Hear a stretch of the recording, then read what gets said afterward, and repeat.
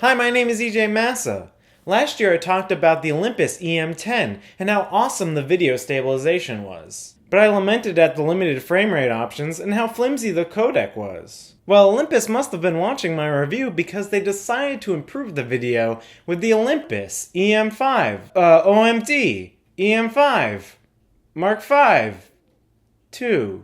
It's this. This is the name. Olympus went all out on this update, with video options that take advantage of their awesome stabilization. How awesome is the video stabilization? Well, see for yourself. I put a Nikon 135mm telephoto just to test how good it is. Here's a shot without the stabilization, and here's one with.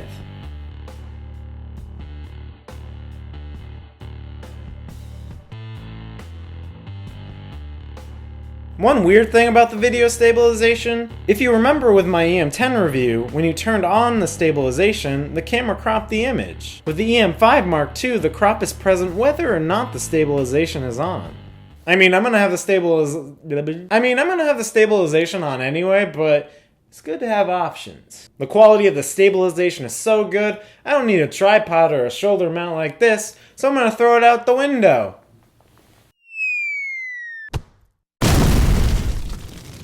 Wait, that's not my shoulder mount. I have a very run-and-gun style of shooting, so I like to carry as little gear as possible. So leaving the tripod home certainly helps, and it leaves room for other gear. I'm gonna bring an axe because there might be a lot of trees. You never know with these fucking trees, you know?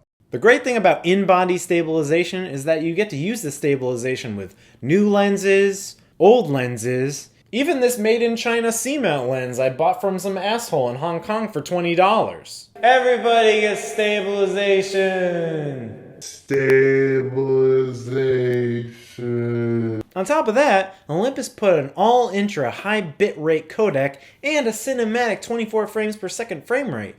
Let's see how the footage is. The codec on the previous Olympus cameras was super flimsy, but this one's way better. The EM5 Mark II resolves much more detail when the previous cameras only gave you mud. I really like the skin tones and the colors this camera gives you, even on the default natural setting.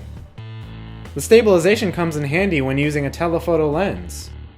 These penguins wouldn't want me to get close to them, you know? Because of the things I've done. Watch out, this fish stole a human man's lips.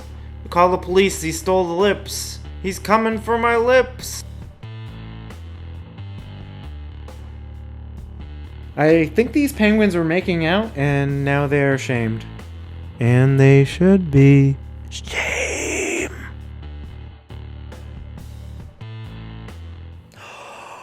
Dragons! Fuck! The stabilization won't replace a gimbal or a Steadicam, but it will improve some walking shots. And you can even do a pseudo slider effect with a doggy.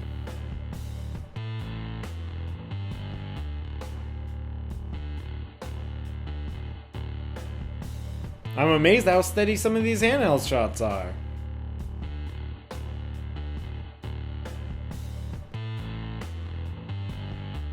What the fuck was that? Oh. What the fuck was that? Olympus added a 60 frames per second mode, but you have to use a lower bitrate.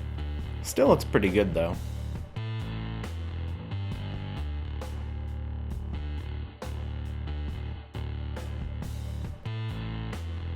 One downside of the video, which plagued previous Olympus cameras, is the presence of aliasing and Moray?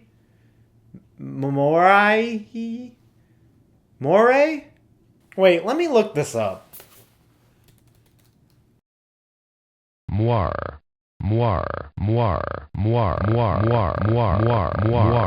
Anyways, this camera has aliasing and you can see some aliasing on this radiator and more on this guy's shirt. But it's not a huge deal breaker for me. You can try avoiding patterns, using vintage lenses and filters to minimize the effects, and realistically, most normal, not crazy people aren't gonna notice. But I notice. I won't go into too much detail about the photo capabilities, but it's a solid picture machine as ever. In fact, the low-light capabilities seemed much improved over previous Olympus cameras. And the stabilization helps to get sharp shots at slow shutter